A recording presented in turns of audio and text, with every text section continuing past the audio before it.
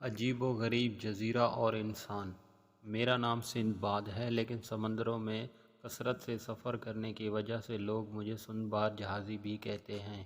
میرے پہلے سفر کی کہانی کچھ یوں ہے کہ جب میری عمر 22 سال ہوئی تو میرے والد کا انتقال ہو گیا تھا۔ وہ نیک اور خدا سے ڈرنے والے انسان تھے۔ اس کے علاوہ وہ اپنے شہر کے بہت بڑے تاجر بھی تھے۔ مجھے میراث کے طور پر بہت سا مال ملا۔ پھر وہی ہوا جو ایسے حالات میں ہوا کرتا ہے۔ دولت کی فراوانی کی وجہ سے میں عیش و عشرت میں پڑ گیا۔ صبح دن چڑھنے تک سوتا رہتا تھا، پھر اٹھ کر گلاب کے عرق ملے پانی سے غسل کرتا، قیمتی پوشاک پہنتا اور پھلوں کا ناشتہ کرتا۔ پھر گانے بجانے کی محفلیں شروع ہو جاتی۔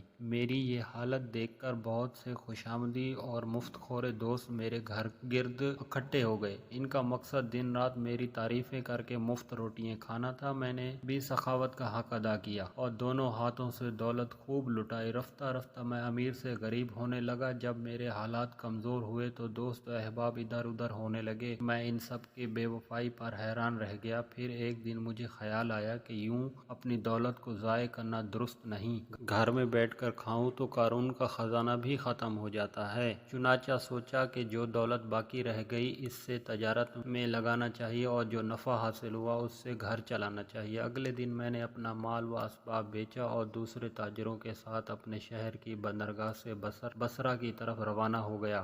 ہم خلیج فارس کے راستے سے جزائر مشرق کے قریب سے ہوتے ہوئے آگے بڑھ رہے تھے۔ دوران سفر ہم کئی بندرگاہوں پر اترے، پچھلا سامان بیچا اور نیا خریدا۔ سب کچھ بالکل ٹھیک تھا۔ ایک دن موسم خوشگوار تھا۔ ہمارا جہاز بڑی تیزی سے سمندر کے سینے کو چیرتا ہوا آگے بڑھ رہا تھا۔ اچانک ہمارے راستے میں ایک چھوٹا سا جزیرہ آ گیا۔ ہمیں معلوم بھی نہ تھا کہ ہمارے ساتھ کچھ برا ہونے والا ہے۔ کپتان اس جزیرے کو دیکھ کر بہت حیران ہوا اور نقشہ نکال کر دیکھنے لگا اور حیرت سے بولا، نقشے میں تو اس جگہ کا کوئی جزیرہ نہیں معلوم ہوتا، یہ کہاں سے آ گیا؟ کوئی جادو کا جزیرہ تو نہیں؟ ہم سب اس کے یہ بات سن کر ہنس پڑے۔ جزیرہ کھیل کے میدان جتنا وسیع تھا اور اس پر نرم زرد رنگ کی گھاس لہرا رہی تھی۔ کپتان نے ملاحوں کو حکم دیا، بادبان کھول دو اور جہاز کو جزیرے کے قریب لے جاؤ۔ پھر ہم سب مخاطب ہو کر کہنے لگے، تم میں سے جو مسافر بھی مختصر وقت کے لیے جزیرے پر جانا چاہے تو اسے میری طرف سے اجازت ہے۔ ہمارے لیے بڑی غیر متوقع بات تھی۔ ہم 20 کے قریب مسافر جزائر پر اترے اور ادھر ادھر چہل قدمی کرنے لگے۔ کباب ہماری پسندیدہ غذا تھی۔ 2-4 آدمی جہاز سے لکڑیاں اتار لائے اور آگ جلانے کی تیاری کرنے لگے۔ ہم بہت خوش تھے اور ایک دوسرے سے خوب مذاق کر رہے تھے۔ ابھی کباب بھوننے شروع کیے تھے کہ جزیرے سے آہستہ آہستہ ہلنا شروع کر دیا۔ پھر دیکھتے ہی دیکھتے جزیرہ اپنی جگہ سے خاصے ان ہٹ گیا۔ اس کے بعد ہم نے شدید جھٹکا محسوس کیا۔ ہر شخص یہی سمجھا کہ زلزلہ آ رہا ہے۔ اتنے میں جہاز کے کپتان کی آواز آئی، جلدی واپس آؤ ورنہ مچھلی پانی میں واپس چلی جائے گی، جلدی کرو جلدی کرو۔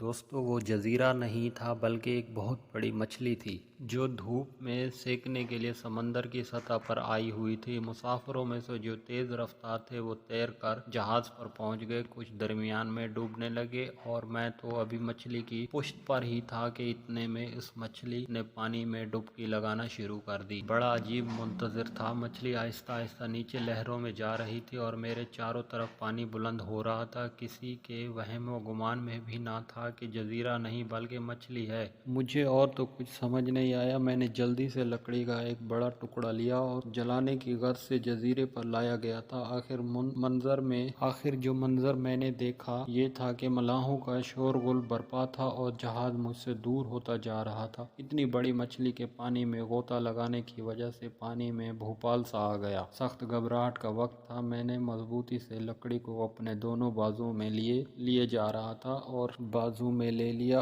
اور آنکھیں بند کر کے لکڑی کو اپنے دونوں بازو میں لے لیا اور آنکھیں بند کر لی۔ میں کچھ لہروں کو اوپر ہوتا کبھی نیچے چند گھنٹے بعد اندھیرا چھا گیا اور بارش شروع ہو گئی۔ میرا خوف سے برا حال تھا۔ مجھے معلوم نہ تھا کہ میں ساری رات کہاں بتا رہا تھا۔ آخر خدا خدا کر کے صبح ہو گئی اور دور ساحل کی زمین نظر آنے لگی۔ موجیں آہستہ آہستہ مجھے ساحل کی طرف لے گئی اور میں اندھے منہ گیلی ریت پر لیٹ گیا۔ سردی، تھکن اور بھوک سے میری جان نکلی ہوئی تھی۔ منہ میں بھی کچھ پانی چلا گیا تھا۔ इतनी ही देर इसी हालत में लेटा रहा। जब सूरज जरा बुलंद हुआ तो उसकी शुआओं से जिस्म में कुछ हरारत पैदा हुई और मैं उठकर बैठ गया। सामने एक जजीरा फैला हुआ था। मैं गुज़िश्ता दिन वाले वाक़ये से इतना डरा हुआ था कि मुझे लगा कि शायद ये भी कोई मछली ना हो। इसी गर्ज से मैंने अपना कदम चंद मरतबा जोर जोर से ज़मीन पर मारा, लेकिन वहाँ पर गीली ज़मीन के सिवा कुछ न था। मैं निढाल भी हो चुका था और कमज़ोर भी, लेकिन फिर भी हिम्मत करके कुछ आगे बढ़ा और चंद जड़ी बूटियों से अपनी भूख मिटाई। जब ज़रा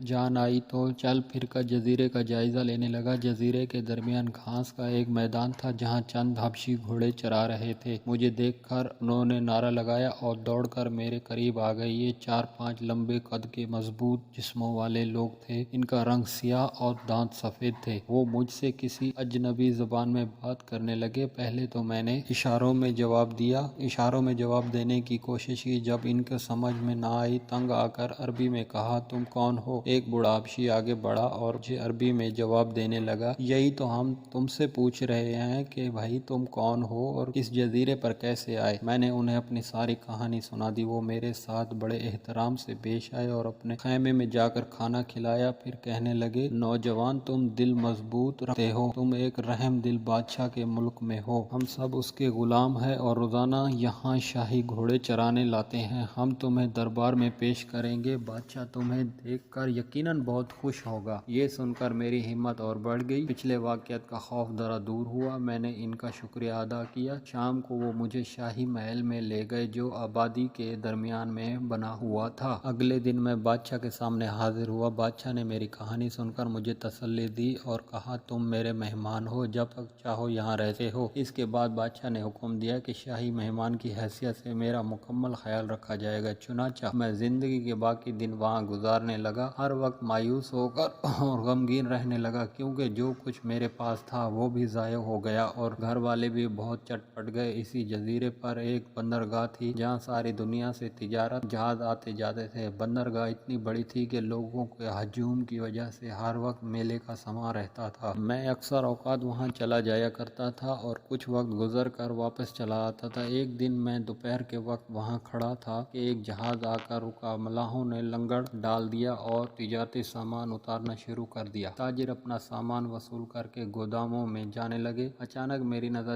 मेरी नज़र चंद गट्ठों पर पड़ी जिन पर मोटे हरूफों में मेरा नाम लिखा हुआ था। इतने में मैंने कप्तान को ये कहते हुए सुना कि वो मलाहों को हुक्म दे रहा था, सिंदबाद का सामान इधर अलहदा एक तरफ रख दिया जाए, इसका सामान दूसरे सामान में ना मिलने पाए। मैंने कप्तान की शक्ल व सूरत पर गौर किया तो याद आया, ये तो वही है जिसके साथ मैंने सफ़र शुरू किया था। मैं दौड़कर इसके पास गया और इब्तदाई सलाम दुआ के बाद बताया कि मैं ही सिंदबाद हूँ जिससे इसके साथ सफ़र शुरू किया था। एक जजीरा नुमा मछली की वजह से इससे जुदा हो गया। कप्तान ने मेरी बात का यकीन करने से इनकार कर दिया और कहने लगा कि जब मछली ने पानी में गोता लगाया तो सिंदबाद हमारी आंखों के सामने डूब गया था। मैंने उससे बहस की और कई निशानियां बताई। आखिर वो मुतमईन हो ही गया और मेरा सामान मेरे हवाले कर दिया। मैंने सामान वहीं बंदरगाह के गोदाम में रखवा दिया और शाही महल की तरफ चल पड़ा। मेरा बस न चलता वरना मैं महल की तरफ उड़ और उसे बताया कि मेरा तिजारती सामान इत्तेफाक से दोबारा मिल गया है। बादशाह को बात की